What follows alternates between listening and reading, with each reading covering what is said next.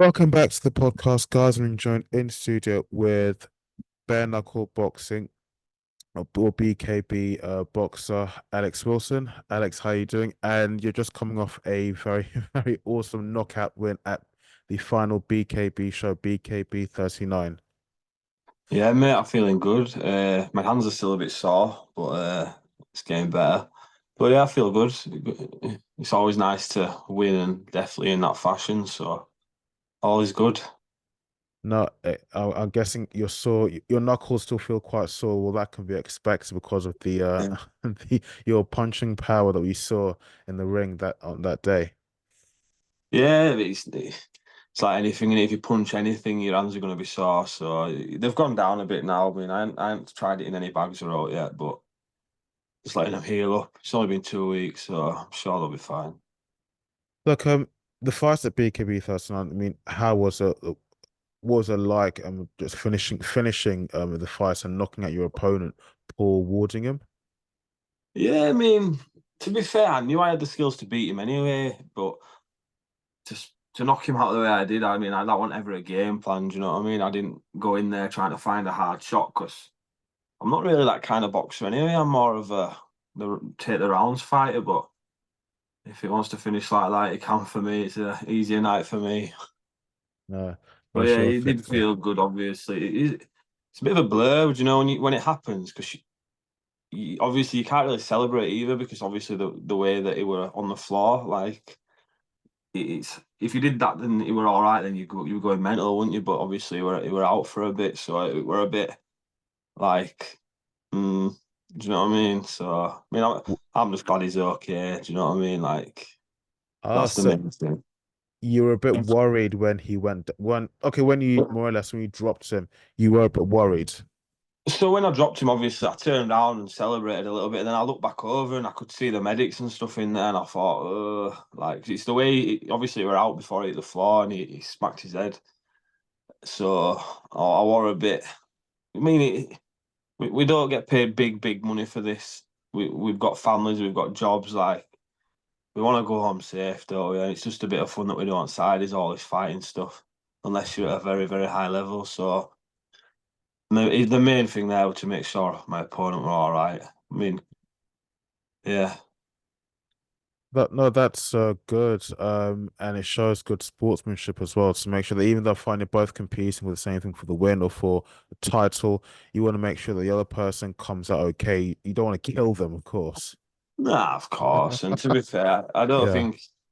I mean, it was an hard shot, but I don't think you enough to kill a man. But yeah, we're not McGregor versus fucking Diaz, is it? It's Paul Warding versus Alex Wilson. No one really cares further than as friends, you know what I mean? So I'm just glad he's all right. And I'm sure he will be. Like, I'm sure he's still a bit sore in places, but I'm sure he's fine.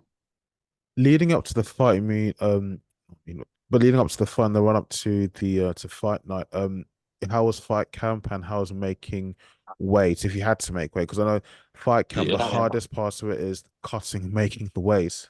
So I'd been inactive, like, on a decent level for quite a while. So I was 97 kilogram. So I was gymming, but I was heavy for me. Do you know what I mean? Yeah. So I had like 10 weeks to get down to 83 kilogram. And I did it, but some days were awful. And I lost a very good friend of mine in camp as well. So that made, I say it made it hard, but also at the same time, I had to use it as a mental factor to do it in remembrance, if that makes sense. So it was like, I don't know, it's a bit an hard one to explain, but it, it, it helped and it didn't help, if that makes sense.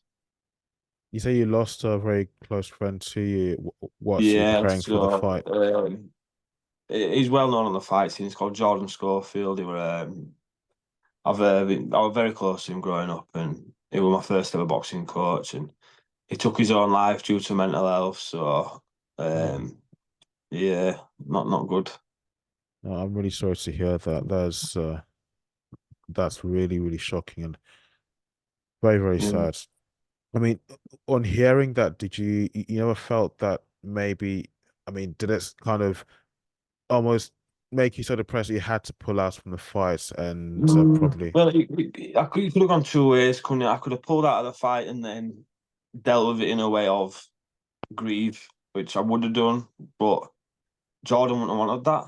He'd have wanted me Mhm. to do it. Because he was a boxing coach himself, do you know what I mean? So I did what I needed to do, and I did what I felt was right. And a lot of people close to me and him said, "Do it for him," and this and that. I mean, I'm not just designating the fight to him. Obviously, the fight was booked in anyway beforehand, but obviously that drove me on to it being as passionate as it was for me.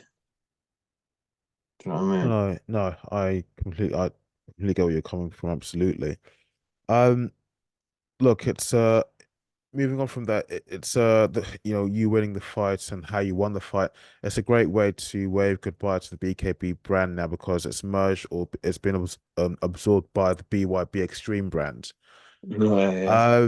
So I mean, of course, you still been fighting on the under the new banner. So I mean, I wanted to ask, has anything changed as in the fighters, the contracts, agreements, has the rules and the game plan changed at all? Well, I think I'm still in contract with BKB for like another 2.5 years, so I think it just follows on.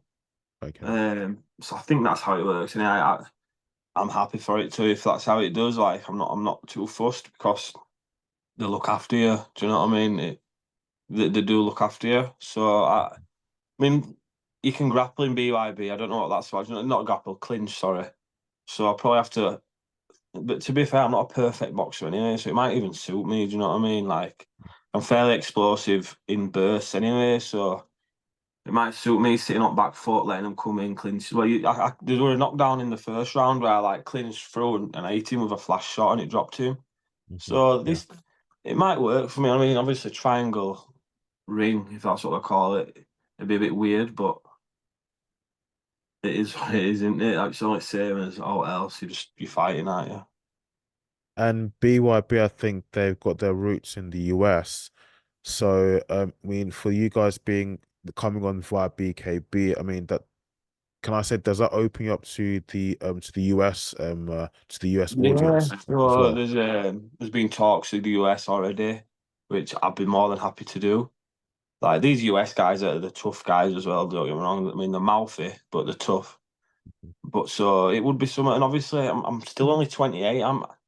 I'm young in Yeah, this in this sport. Like a lot of these guys are pro boxers that are coming here at the end. So I'm still young, and I am 7 fights deep now into BKB. So I'm like a young, experienced guy. So it's gonna work in my favor. Do you know what I mean? absolutely, because it gives you far more exposure worldwide, I guess, once Yeah, you of get to the course. US side, yeah, Yeah, of course. And why not get as much as you can while I'm still able to? absolutely. Like you said, you're still only 28, so you still got a lot of fights, a lot of bouts ahead of you. Yeah, of course. Well, hopefully we'll see. So it's the first one me speaking to you and with you. Can you give a bit of a backstory to your background and how you got into combat sports and more specifically why you went into BKB sports, bare knuckle boxing? Yeah, so I've always been in and around boxing gyms as kids, you know. I never really took it very serious. And then I started training with Jordan, who I've just mentioned, and he ended up getting me a few white collar fights, and white collar shows are rubbish, let's be honest. So I did a few white collar fights, I did all right. I wasn't amazing. I just, you know, they're just working men's clubs out there. So did all them. I got offered a few decentish fights, and I ended up getting knocked out and breaking my leg. So I got hit that hard, I fell back and snapped my leg. So that were a setback. I think I was about 20 when that happened. So then I had some time off, and then I had a couple of good fights, and then the former BFBA, which is now um, BKFC England, so it's run by like Andrew Baker and stuff. Baker offered me a fight on there, bare knuckle. I thought, why not? Why not give it a go? And I won. And they offered me more and more. Then I ended up having like 5 fights for them, won them all, and I ended up becoming the Midlands area title. I think it was down in Stoke. I beat a guy called Rob Forster, and I shouldn't have beat him because he was a good boxer. Um, and then BKB asked and came knocking, and yeah, and the rest is history. So yeah. Being that it's bare knuckle boxing, one thing that I've noticed that stands out uh, that kind of makes it stand out from the rest. Boxing, mixed martial arts, MMA, kickboxing, Muay Thai, etc. Is that with BKB, it seems really, really extreme. I mean, if you see a fight, whether they've won or lost after the fight, you look at their face, they've taken so much abuse, swollen places, broken noses, swollen eye sockets, fat Mm. lips, and so on. I mean, did that, or even now, does that not sometimes put you off? I mean, you or even beyond yourself, family and friends. I'll be honest, like this is gonna sound really like I'm coming for like I'm some amazing boxer. I'm not. I've never really had much damage to my face as I've been in bare knuckle. I think the worst I've got is a couple of scratches here and a bust Mhm. nose. Like, and I've done a good few rounds of fights now. Like, I've been to double figures easy in fights, like for like rounds. So yeah, I think the worst I've done really is my hand. So I don't know if that's a credit to my boxing defense or I've just fought guys that can't hit a target, but I've never really. I remember once I was in Stoke and there was a guy called Corey Harrison. I'm sure you've heard of him. He fights BKB fairly often, and he fought before me, and I was first out on the next fight, and I'm stood there, and he walks out, and his face he just smashed to fucking bits, and I looked at my coach, and I just went, "Ugh, "This is it." But I'm fairly lucky. I haven't really sustained much damage. Well, I broke my leg in a fight, but that was boxing, so I don't know how you break your leg in boxing, but I did. Um, that has never put you off. I mean, it's not putting me off, but then again, I'm not actually actively competing, but sometimes you just look at their faces. And you do, good fight. They fought a good war, but it's like, Yeah, my God, how do you come back from that kind of injury facially?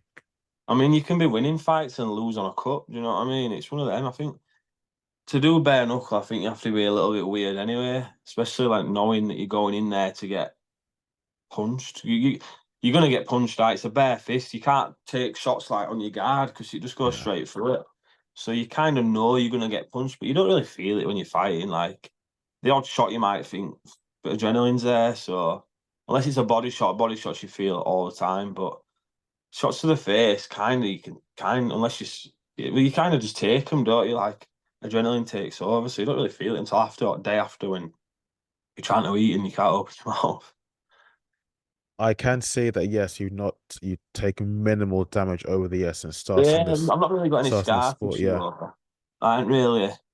I think most I've had is a bust nose and a little bit of a fat lip. That's about it. But I'm sure that my day will come where I will end up bust up. I mean, these guys are tough. Do you know what I mean? So You must have been very good with your hands and your feet. Your footwork must have been on point as well to make sure you can dodge shots coming the you other got it way. on running away and facing away. But nah, like I'm quite a good counter fighter anyway. So I do back myself on my head movement and footwork and getting out on angles and stuff. So I can move and hopefully not take as much damage as I need to take. And you know what I mean? No one wants to take damage, do they? But No, of I've course been not. lucky that I have taken minimal over the years, so it's nice for now. Um, in the lead up to the fights, especially on, let's say, fight week, but more specifically to fight day and fight night, what is your mental state of mind just, making your way out to the ring? How do you Yeah. feel? Who are you thinking of? What is Uh, the what is one thing that you focus on to make sure that you've got your eye on the prize and that you don't get distracted or put off by anything else? You're going into that ring to fight and come out as the winner. What's the one thing that you yeah, keep so in I your mind? think the main thing is having the good people around you. So obviously having like a lot of people when on fight day they don't know how to react and they're just like trying to tell you what you want to hear or you just knock him out like, well, do you not think I'm gonna try? But Mm. having a good group of people around you is a massive thing. But also you can't let the like my first BKB fight for BKB, I froze and I lost on points for out of 3 rounds. So I made myself look a bit stupid. So and I knew that I was better than that. So my main thing was redeeming myself, and I knew that I was capable of redeeming myself. And when I saw Paul face to face, I could tell that he was nervous. And like even on the scales, like I was trying to look at him and like, you know, figure him out. And he didn't really look at me, or nor in this, like when we touched gloves, he wouldn't look, and it took a while to get into the ring. And I thought, I'm already around up here mentally because I want to be here, and he probably did want to be there, but I think the occasion got to him a bit, and they were a bit like daunted by it because obviously I'm the younger guy. I'm not really one to show nerves. I mean, obviously I was nervous, of course I was, but I've been here and I've done it. This was like my 20th fight in total. Like I've done this. Do you know what I mean? Yeah. So I just enjoyed the occasion. And when we got backstage, my coach, we started warming up, and I was just loose. And I said a little prayer to people like around me, and I felt good. And when I got in the ring, I thought I want to be in here and I want to win. And I think it showed in my performance that I wanted to win as well. You're still very young in your career, and you seem to enjoy the bare knuckle boxing. But I mean, at some point, would you like to maybe venture to one of the other disciplines of combat sports, or do you see Um, yourself retiring in bare knuckle boxing? I couldn't say like bare knuckle boxing is my main focus. I mean, I fought kickboxing and stuff as well. I Mhm. mean, I won, but I didn't. I threw about 3 kicks all fight. Like I'm not a kickboxer, but I've done kickboxing. I've done boxing. So there's only really Muay Thai that I haven't done, and I wouldn't do that anyway because I can't do it. So I'm not going to start trying to learn such an art now and lose. Do you know what I mean? My main goal now is probably BYB main shows and a few like little show boxing just to keep me busy throughout the year. You know, when I'm not fighting bare knuckle. So I'm hoping to get Okay. another 2 fights in this year though, bare knuckle. All being well. Okay, BKB 39, it's come and gone, but it's not too long ago. But has there been any news or word on when your next fight is going to be, or are those talks in the works? So we've had words, me and the promoters. So maybe August 17th in Wales on the Welsh show. Maybe I've said that because I go on holiday next week, so I'd like to go on holiday without the thought the me thinking of an opponent. Because when you've got an opponent in mind, you do think about your opponent no matter what. Like you do. So I'd rather go on holiday with a clear head, relax, and then I'll speak. I mean, I will fight if I need to fight, or if they want me to fight, I will fight. Of course, I will. But I'd rather get my holiday out of the way, enjoy it, and then I can focus. Do you know what I mean? Like, 'cause if I'm on holiday, I'll just be thinking about training. I'll be thinking about my opponent. I'll be watching Yeah, videos, and I just want to enjoy it. So I will speak more in depth of them when I get back. yeah, that's awesome. I look forward to seeing you stepping into the ring again. Yeah, Because I, thank you, man. yeah, because I do. This bare knuckle boxing is a brutal sport, but there's also quite an entertaining aspect to it as well. Like the Because WWE sometimes, isn't it? it literally is can I say the epitome of knocking somebody out spark cold in a bloody messy way. It really is. Yeah, do you know what? Like these guys and the fight and they smash each other in, but they're some of the nicest men I've ever met. Honestly, like as soon as they get out of the ring, they're back to being dads. They're back to being good men. I mean, there's some dickheads on the circuit. I'll be brutally honest, but there's also some very good friends I've made on the circuit, opponents that I've made friends with, and they're all a good group of people, man. Barring a few. I also wanted to talk about, I think you also have a fitness business as well, the AW Fitness Boxing. Yeah, AW Boxing and Fitness. Can Yeah, you Pete. can you talk about that briefly just to give people more of an insight into it's like a side hustle, So, is it?